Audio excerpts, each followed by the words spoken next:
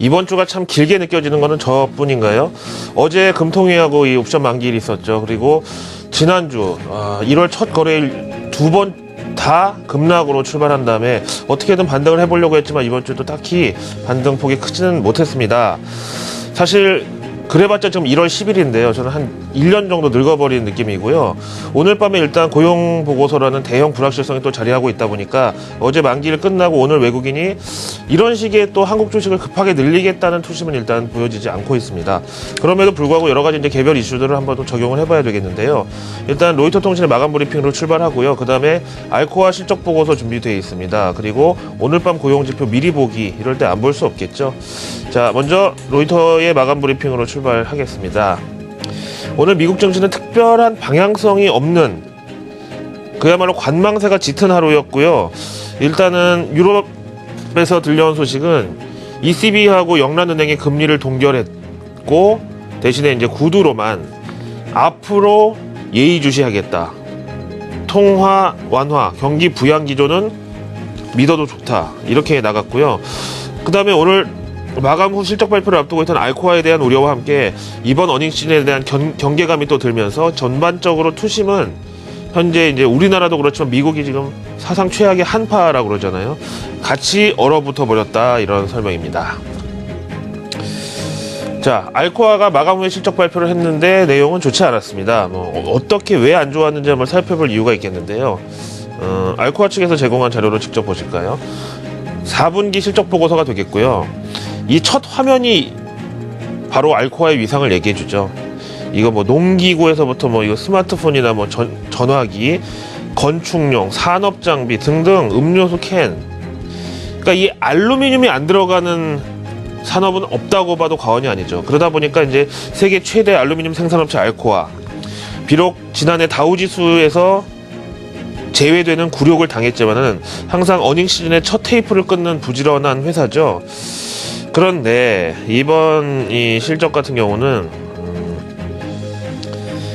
사실상 23억 3,900만 달러 로스가 났습니다. 손실. 주당으로는 2달러 19센트의 순손실이고요. 근데 이제 뭐 이럴 때 많이 갖다 쓰는 게 일회성 비용 제외하고 이런 거잖아요. 일회성 비용을 제외하고는 44센트, 우리나라 돈으로 한 40원? 요 정도 이제 겨우 수익을 냈는데 이것마저도 6센트 주당 순이익 전망치를 하회한 실적 실망입니다. 누가 봐도요. 그 다음에 쭉 내려가면서 보니까 이유 가운데 하나로는 역시 이제 상품 시장의 부진. 그러니까 알루미늄 가격이 연간 한 7%가량 가격이 하락했기 때문에 이제 이걸로 설명이 좀 되고 있고요. 이제 그럼에도 불구하고 앞에서 보신 대로 일회성 비용을 제외하면 겨우 이제 실적을 플러스로 만들긴 했는데 이것도 이제 보시다시피 경영의 묘를 잘 살려서 겨우 마이너스 실적을 면한 것이다. 영업마진 상향, 부채 줄이기에 이제 계속 노력을 하고 있고, 전반적으로 봤을 때 국내 철강주들하고 알코아의 이 동조하는 지금까지 항상 있어 왔지만은 우리나라 관련주들에 대해서 딱히 희망적인 정황은 없습니다. 그리고 이제 앞에서 말씀드린 대로 알루미늄이라는 소재 자체가 갖는 글로벌 경기 민감주의 대표 주자라고 할까요? 그렇게 얘기해도 과언이 아닌데요. 그래서 이제 늘 말씀드리지만은 저는 페덱스나 알코아 같은데 이제 글로벌 경제 전망이 뭐 OECD나 IMF의 경제 전망보다 훨씬 더 현실감이 뛰어나다고 생각하거든요. 올해 전망 지금 표에 보고 계시는데요. 항공기 같은 경우는 수요가 글로벌이요. 7에서 8%. 자동차는 지난해보다 조금 처질 것으로 1에서 4%. 포장재가 2에서 3% 정도. 건축 자재가 4에서 6% 정도 증가를 예상했고요. 이 중에서 이제 특히 중국만 좀 집중해서 보신다고 하면요. 중국의 경우는 전반적으로 봤을 때 글로벌을 다 한 2배, 3배 이상 아웃퍼폼 하고 있는데요. 다 이제 플러스거든요. 뭐 자동차 6에서 10, 그 다음에 뭐 캔 음료 이 포장재 8에서 12까지 보고, 건축용도 7에서 9%까지 플러스로 봤는데, 요거 하나만 좀 문제입니다. 그림 보시면 바로 이건데요. 트럭과 트레일러, 그러니까 이제 제조업황하고 긴밀한 이 연관이 있는 산업용 운송 장비 쪽은 마이너스 1에서 3%로 상당히 부진하게 내다봤습니다. 요게 결국 중국의 수출 경기나 이 제조업 지표에 대한 어떤 이 선행성을 가지려나라고 생각을 해보면은, 일단 중국도 보시는 대로 내수 쪽은 상당히 좋을 것이지만 이 제조가 결국은 해외로 커버되는 이 부분에 있어서는 조금 부진하게 본다, 이렇게 알 수가 있죠. 말씀드린 대로 뭐 실적도 그저 그렇고 전망도 뭐 딱히 분위기가 좋을 건 없는데요. 시장에서의 반응도 뭐 대동소이합니다, 제 생각하고요. 마감 후에 실적을 발표했으니까 시간 외 거래 동향 보실까요? 장중에도 일단 1.29% 하락하면서 일찌감치 좀 눌러놨는데, 보시다시피 이 구간에서 실적 발표하자마자 개파락하면서 4%대 하락률을 보이다가 현재 3.93까지 아주 조금 마이너스 폭을 줄여놨지만 누가 봐도 실적 실망이 명확합니다. 자, 다음 내용 보시죠. 어제 우리나라 금통위에 이어서 미국의 이제 연준 통화 정책도 사실은 이 테이퍼가 발표된 이후에 오늘 밤 고용 지표가 이 테이퍼의 강도를 더 높여줄 것이냐, 줄여줄 것이냐, 여기에 대해서 지금 현재 불확실성이 크다고 말씀을 드렸는데요. 전형적인 매파죠. 에스터 조지 캔사스 시티 연준 총재가 이 연설을 했는데요. 항상 FOMC 성명서 보면 맨 밑에 반대표 한 명은 꼭 에스터 조지였거든요. 근데 지난 12월 달에는 테이퍼를 결정하니까 이번엔 나는 동의를 한다 그래서 어게인스트에서 빠졌었죠. 연설 내용 한번 들어보실까요? 일단 새해 첫 연준 임원의 연설 가운데서는 조금 영향력이 있는 사람이라고 볼 수 있는데요. 뭐 다른 거는 뭐 경제 전망이나 이런 거는 뭐 연준 성명서 내용하고 일치하는 것으로 나와 있고요. 이제 다음에 여기에 대해서 얘기를 하죠. 테이퍼 있잖아요. 테이퍼라는 단어를 버냉키나 연준 임원들이 직접 쓴 적은 거의 없습니다만 여기 이렇게 리듀싱 한다고요. 뭐를? 자산 매입의 규모를. 이렇게 이제 이 테이퍼를 했던 데 대해서 결국은 이게 미 경제 전망의 낙관론의 결과다. 그러니까 경제가 좋아질 거라고 봤기 때문에 테이퍼를 당연히 한 것이다. 그러면서 이 사람이 이제 매파라고 말씀드렸잖아요. 이 테이퍼가 가지는 의미는 뭐냐면은 통화 정책을 언젠간 정상화해야 되지 않느냐. 거기로 가는 첫걸음에 있어서 이 테이퍼가 이센셜했다고 본다. 아주 뭐 강력한 이 발언이죠. 그래서 나는 이번 이 테이퍼에 대해서 강력한 지지를 보냈다는 거고요. 이제 그 다음 내용 보시면 이제 이렇게 얘기했다가 좀 너무 좀 급진적인 것 같으니까 이제 뒤에서 좀 약간 좀 달래주듯이, 그럼에도 불구하고 연준의 이 경기 부양 기조는 한동안 지속될 것이다. For some time 하면 한두 달은 아니죠, 느낌이. 최소 뭐 1년 정도, 1년 이상. 그래서 이제 저렇게 얘기를 해줬는데요. 근데 이제 시장에서 받아들이기에는 뭐냐면은요, 매파의 발언이기도 한데다가, 이 사람 나름대로는 테이퍼의 이 당위성을 설명하기 위해서 미 경제 전망에 대해서 자신감이 있다라고 얘기를 했지만 지금 들어보셨다시피 정상화 과정의 첫 단계로 테이퍼에 의미 부여를 한 데다가 경제를 저렇게 낙관적으로 보는 거 보니까 이 테이퍼의 강도가 앞으로도 더 세지는, 그러니까 테이퍼가 양적 완화 축소니까 양적 완화를 줄이는 강도가 더 세지면 세졌지 약해질 것 같지 않다는 거고요.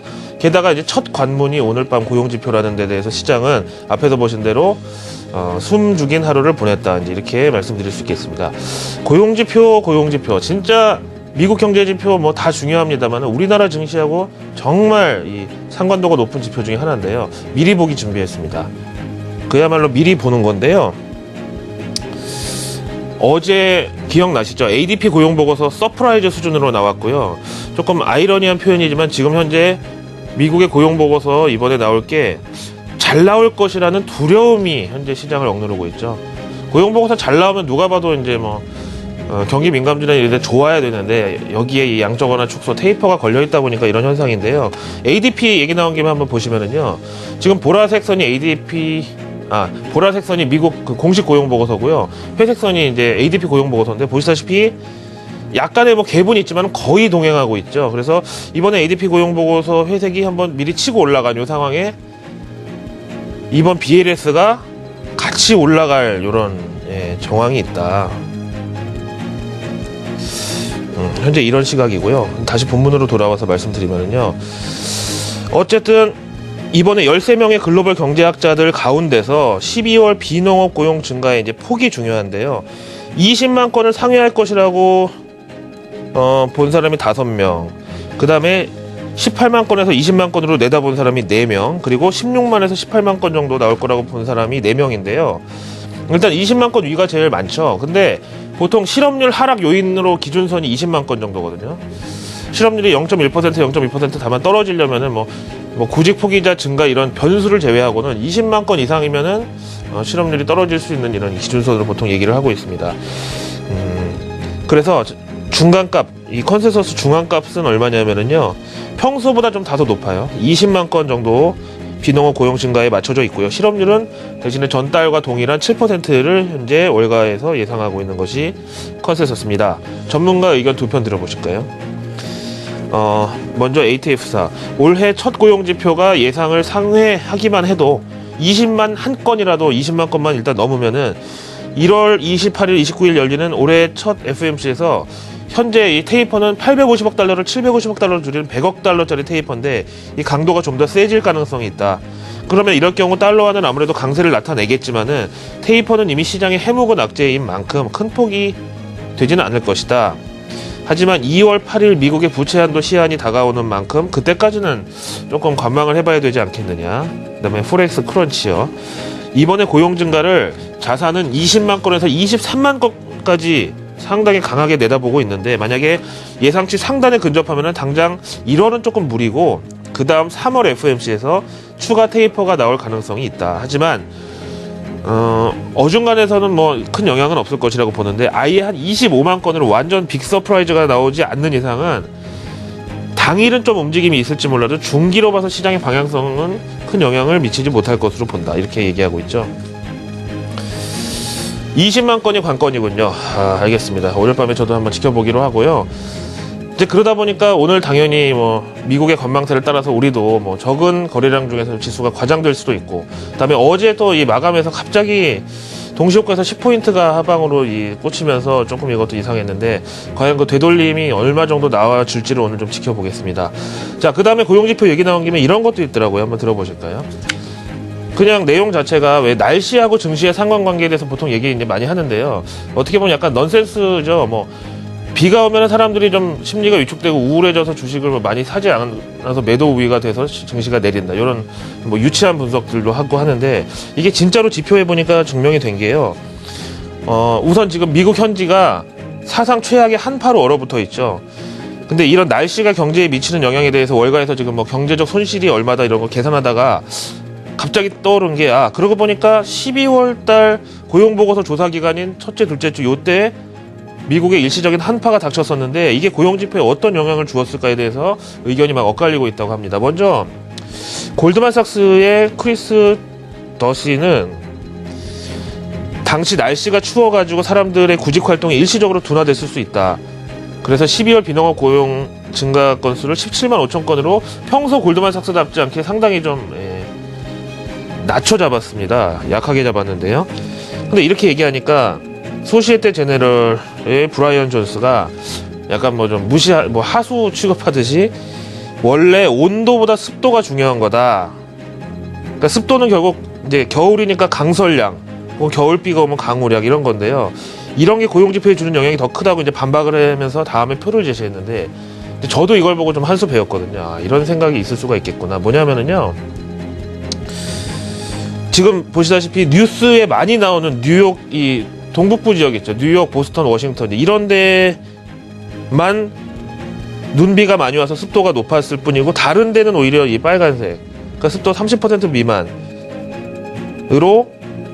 여기만 빼고 미국 전체적으로 특히 이제 서부 이쪽은 평소랑 똑같은 습도가 매우 낮은, 그러니까 눈이나 비가 오지 않는 보통의 겨울 날씨였다. 이렇게 자료를 제시했습니다. 그래서 고용이 일시적으로 둔화됐을 가능성은 없을 것이라고 이제 소시에테 제네럴에서 속된 말로 이제 깐 거죠. 자, 오늘 이제 우리나라 금요일 이번 주 마지막 개장을 앞두고 있는데요. 10년 만기 국채금리 한번 체크해 보기로 하죠. 제가 이제 새벽 방송에서 10년 만기 국채금리가 이게 참 묘하다, 요물이다 뭐 이렇게 표현도 드렸었는데, 오늘 같은 경우에는 국채금리 하락에 대해서 우리나라 코스피 지수 상방 요인이라고 보기에는 지금 고용지표 앞두고 있는 상황에서 안전자산 수요가 채권으로 몰리면서 금리가 일시 하락을 한 것으로, 그러니까 이 수요는 결국 고용지표가 어떤 식으로든 뭐 좋든 나쁘든 간에 무조건 나오고 나면은 다시 빠질 수 있는 일시적인 수요를 반영하고 있다라고 볼 수 있고요. MSCI 한국지수 보셔도요. 일단 환율 적용되면서 객관적인 이 레벨 자체가 코스피 지수보다 좀 낮은 걸 말씀을 드렸는데요.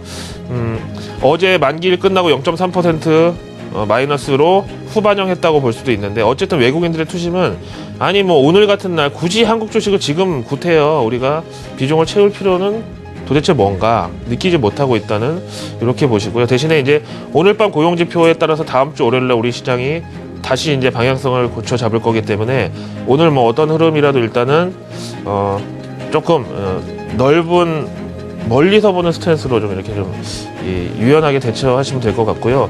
대신에 어제 이제 동시효과에서 빠진 물량 10포인트 정도 오늘 일단 갭상승으로 만회할 수 있는지 요거는 좀 한번 지켜보기로 하죠. 금요일 아침 글로벌 마켓 나우의 김효기였습니다. 물러갑니다.